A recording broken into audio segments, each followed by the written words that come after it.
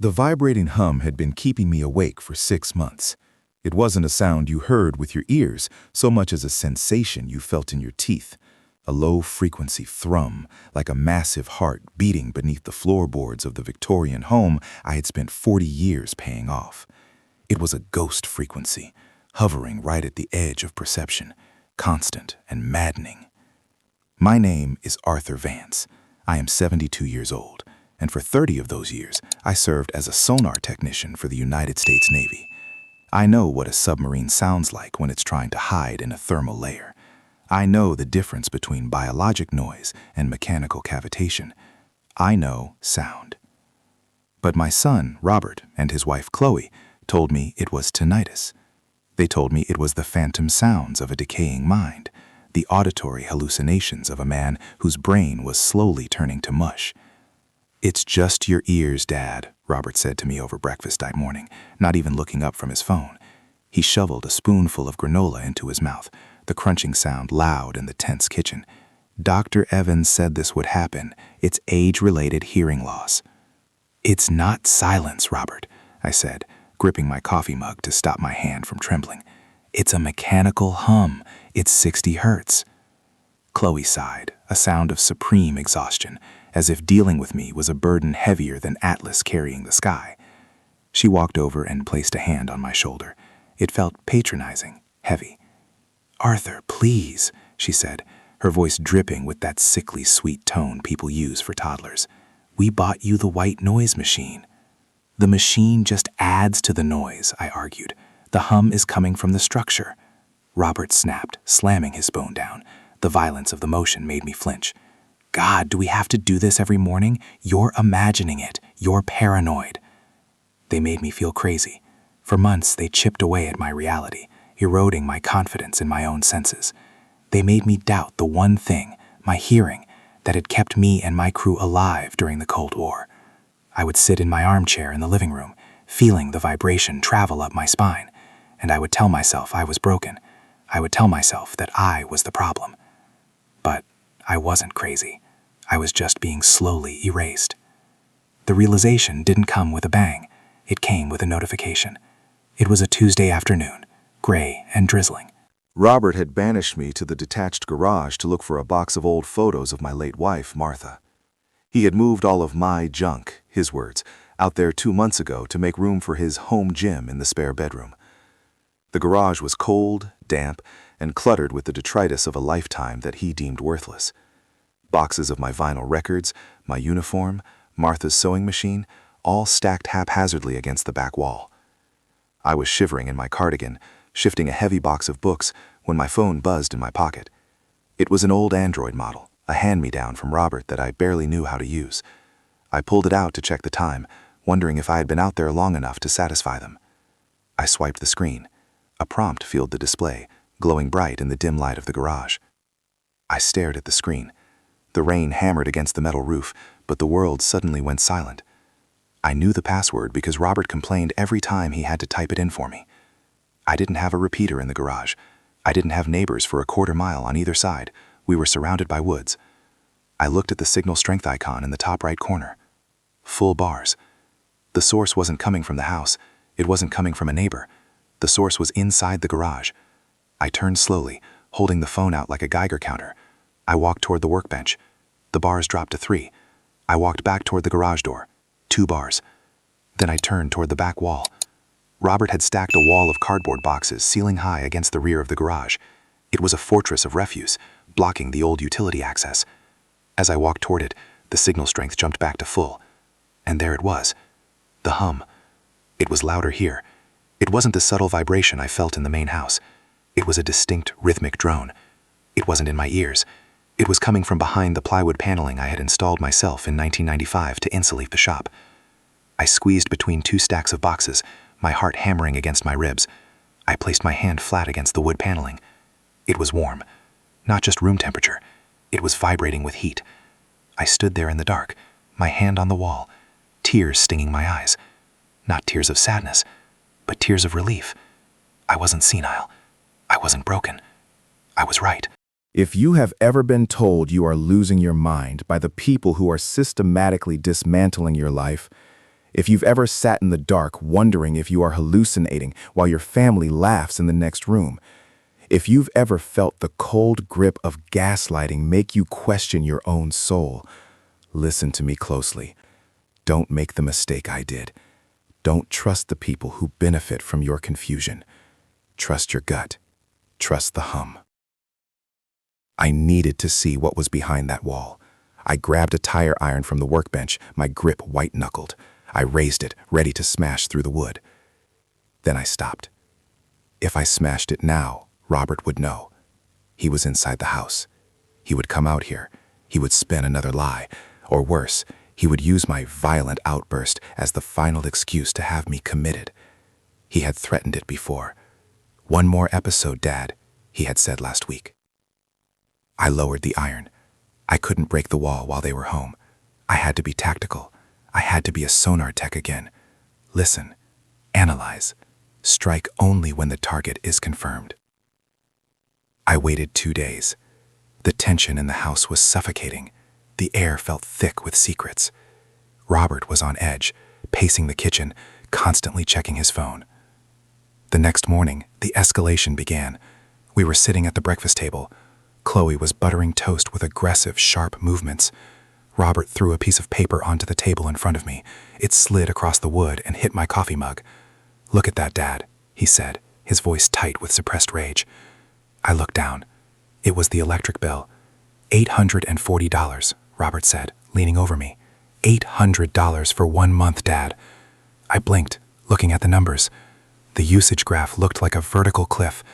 A normal residential home doesn't pull that kind of amperage unless it's running an industrial welding shop or a marijuana grew house.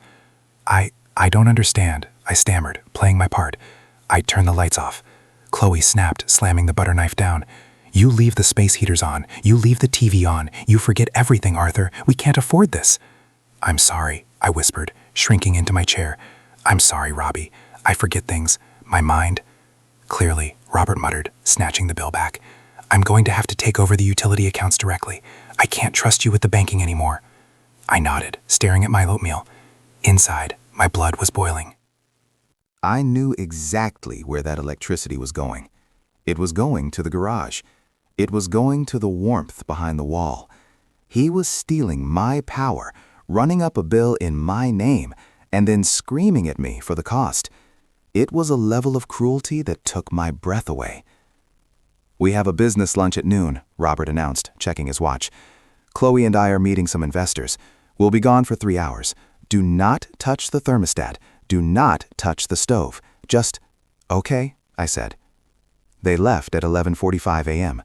I watched their car disappear down the driveway. As soon as they were out of sight, the senile old man vanished. I stood up straight. I went to the utility drawer and grabbed a flashlight and a flathead screwdriver. I didn't go for the hammer. I needed finesse. I marched out to the garage. The rain had stopped, but the air was heavy with humidity. I went to the back wall. I moved the boxes of Martha's clothes, stacking them silently to the side. I examined the paneling. Robert wasn't a carpenter, but whoever built this false wall was skilled. The seams were hidden, but I found it. A slight discrepancy in the molding near the floor. A false electrical outlet that looked just a little too new. I pried the faceplate off the outlet. Behind it wasn't a junction box. It was a latch mechanism. I triggered it with the screwdriver. Click. A 4-foot section of the wall swung open on silent, heavy-duty hinges. I wasn't looking at a storage crawlspace. I was looking at the bridge of the Starship Enterprise. The heat hit me like a physical blow, a wave of dry, manufactured warmth that smelled of ozone and hot plastic. Rows of black metal towers were stacked on industrial racking. Hundreds of tiny blue and green lights blinked in the darkness, a mesmerizing rhythmic strobe. The hum was deafening here, the sound of dozens of high-speed cooling fans venting heat up into a custom duct system that ran into the attic. It was a server farm.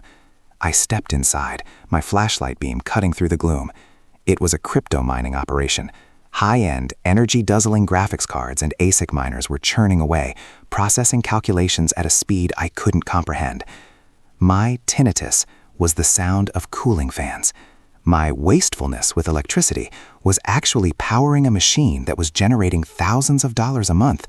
money that my son claimed he didn't have while he ate my food and lived in my house. I took out my phone. My hands were shaking, but I forced them to be steady. I took photos. I took a video of the blinking lights, the fans, the wiring that tapped directly into the main breaker panel. I felt a nausea rising in my throat that had nothing to do with the heat. It wasn't just the theft of power. It was the gaslighting. It was the way he looked me in the eye over breakfast and told me I was broken. They watched me count coupons for soup cans. They watched me shiver because I was afraid to turn up the heat, all while they minted digital currency on my dime. I backed out of the room and closed the false wall. I put the outlet cover back. I moved the boxes back exactly where they had been. I walked back to the house, my mind racing. I needed an ally. I couldn't go to the police yet. If I acted erratic, if I called the cops raving about a secret computer room, he'd show them the diagnosis Dr. Evans had written, likely at Robert's prompting, and they would pity him. He'd institutionalize me before the cops could even read a search warrant. I needed someone who spoke the language of blinking lights and hidden signals. I called Frank. Frank was my old Navy buddy.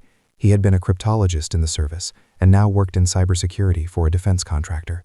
He lived 2 towns over. "Frank," I said when he picked up, "I need help. It's the sprinkler system." It was our code. We hadn't used it in 20 years. Frank arrived 40 minutes later, wearing his tool belt and carrying a laptop bag. "Sprinkler looks bad, Artie," he said loudly for the benefit of any listening devices, though I doubted Robert was that sophisticated. We went into the kitchen.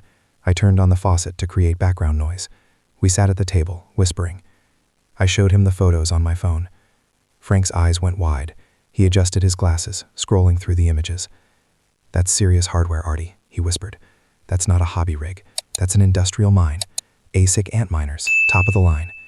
"He's stealing my electricity," I said. "We need to see what's on them," Frank said. "We don't need to," I said. We went back out. Frank sat on a bucket, his laptop glowing in the dim light. He cracked the secret Office 5G password in 10 minutes using a brute force tool. "Okay," Frank muttered, his fingers flying across the keyboard. "I'm in the admin panel." He opened a terminal window. Lines of code scrolled past faster than I could read. Frank stopped typing. He froze. "Artie," he said, his voice dropping to a grave whisper. He pointed to the screen. "It's worse than mining," Frank said, his face draining of color. I squinted at the screen. Owner, Arthur Vance Technologies, LLC. Registered agent, Arthur Vance. SSN.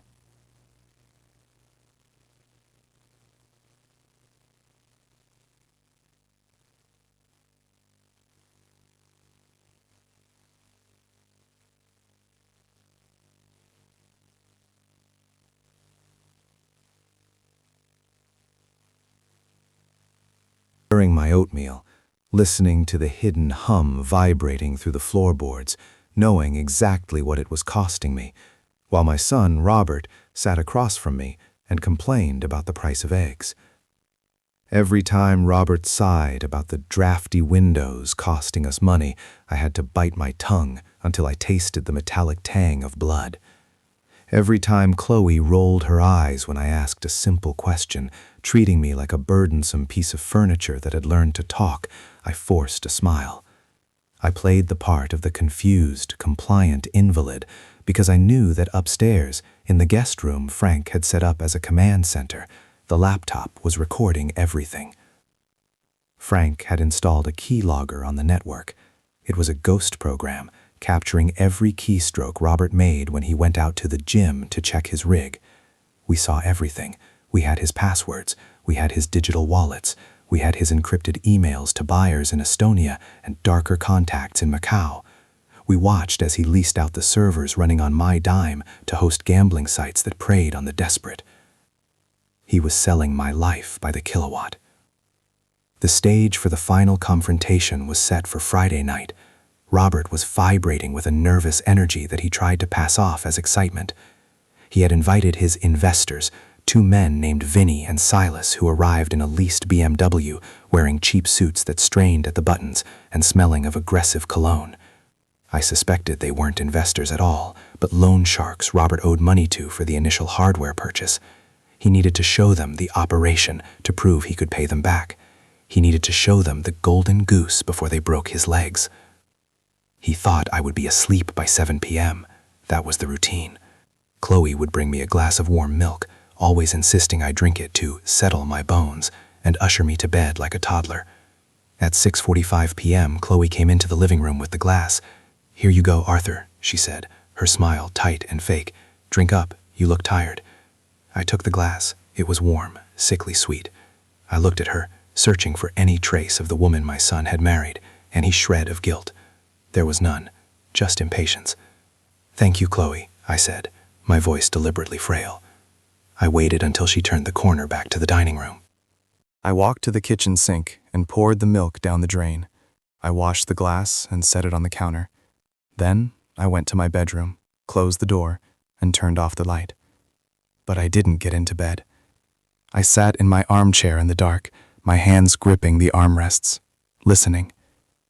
The hum was louder tonight. The servers were running at max capacity, likely churning data for the demonstration Robert was giving. At 8 p.m., they were all in the dining room. I could hear the clink of silverware and the splash of wine being poured. I heard Robert's voice, loud and arrogant, fueled by alcohol and the desperate need to impress the predators at his table. "The beauty of it is the overhead," Robert was bragging.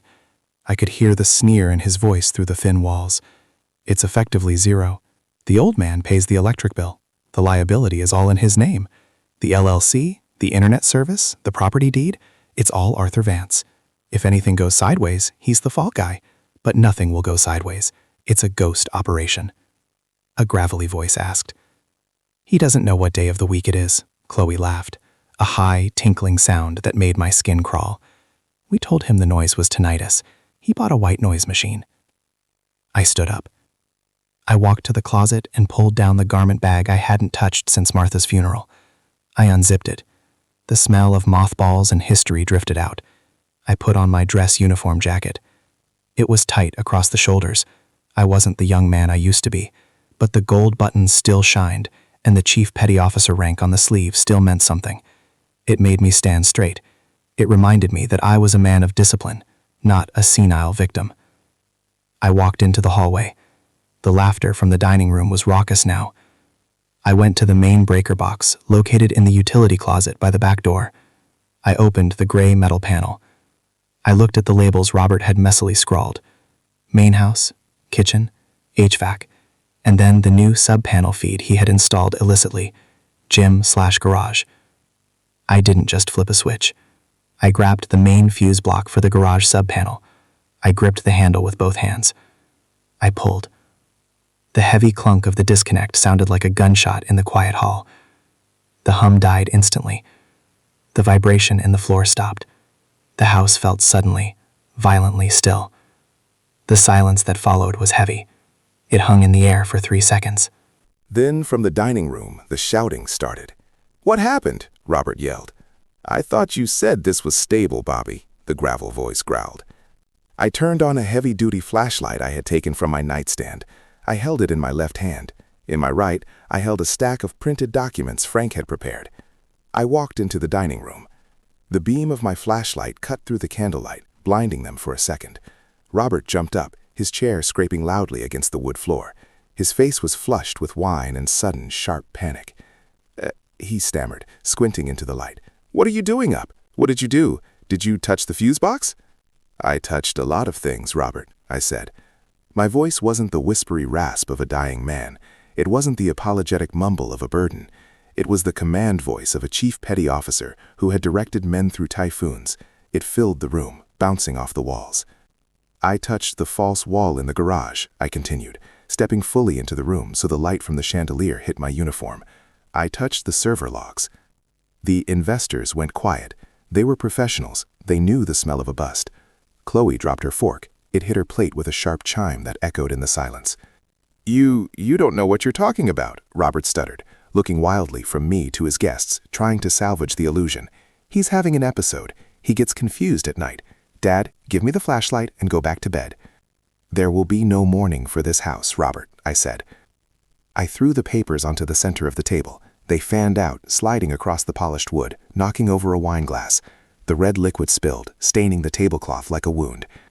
I know that Arthur Vance Technologies is a shell company laundering money for a gambling syndicate in Macau, I said, pointing a finger at the documents.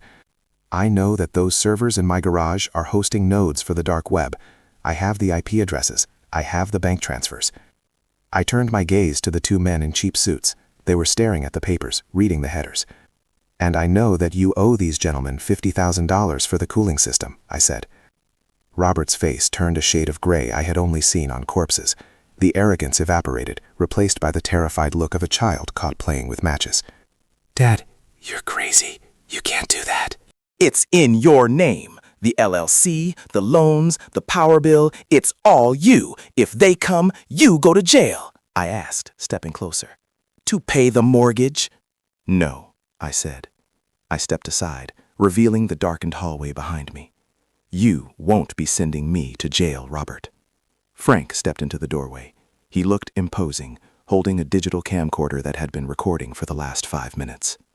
We've been working with the FBI Cyber Division as cooperating witnesses, Frank said calmly. They needed you to log in one last time to confirm the IP source and the user biometrics, which you did right before dinner. Robert looked at Frank, then at me. The trap snapped shut in his mind. The sound of sirens cut through the night air. It started as a low wail and grew rapidly into a deafening cacophony. Not one car, 3. The blue and red lights began to flash through the sheer curtains, painting the dining room in chaotic strokes of color. "Robert!" screamed Robert. He lunged across the table, scattering dishes, reaching for me. The loan sharks didn't move to help him. They stood up in unison, buttoning their jackets. "We're leaving," the one named Vinny said, stepping away from the table. "Sit down," Frank ordered. He pulled his jacket back, revealing the grip of his license carry pistol holstered at his hip. He didn't draw it, but the message was clear. The front door burst open. The entry was efficient, loud, and overwhelming. Uniformed officers and agents in windbreakers swarmed the hallway. "FBI!" I stood in the corner, watching the destruction of my family. I watched as my son was pulled over the table and handcuffed face down on the rug his mother had woven by hand. He was crying, snot running down his face, screaming that it was a mistake, that I was senile, that I had authorized it all. Chloe was weeping hysterically in her chair, frantically trying to delete things from her phone, but a female officer snatched it from her hand and pulled her up. "Chloe!" shrieked. I didn't say a word. I just watched. As they dragged Robert past me, he stopped fighting. The fight went out of him, leaving only a hollow, bitter shell. He looked at me with eyes that were terrifyingly empty of love. "I did this for us," he hissed, his face pressed against the floorboards as they hauled him up. "To save the legacy." "You did it for yourself," I said softly, looking down at him. "You turned my home into a parasite, Robert." You made me question my own sanity so you could steal my power. I leaned in closer so only he could hear me over the chaos of the police radio. That isn't family, Robert. That's a cancer. They marched him out the door. The investors were zip-tied and led out behind him. Chloe followed, sobbing. The house was cleared. Agents swarmed the garage, tagging the servers, seizing the hard drives, dismantling the false wall I had suspected but never seen until today. The hum was gone forever. Later that night, the house was quiet, truly quiet. The kind of silence that feels clean, like the air after a thunderstorm. I sat on the back porch with Frank. We didn't turn on the lights. We sat in the dark, watching the fireflies in the yard. I held a cheap beer in my hand, the condensation cold against my palm. To my left, the electric meter mounted on the side of the house was visible in the moonlight. For 6 months, the disk inside had been spinning like a top, blurring with the speed of the theft. I watched it now. It moved lazily. Click, pause, click. A slow, steady rhythm. The rhythm of a home, not a factory. "You going to be fine?" Frank asked, taking a sip of his beer. I took a long breath. The night air smelled of wet grass and damp earth. It didn't smell of ozone. It didn't smell of betrayal. It smelled like rain. "I will be," I said. I looked at the garage. The door was open, the police tape fluttering in the breeze. It was just a garage again, empty, cold, and silent. "I think the tinnitus is gone, Frank," I said, closing my eyes and listening to the beautiful, heavy silence.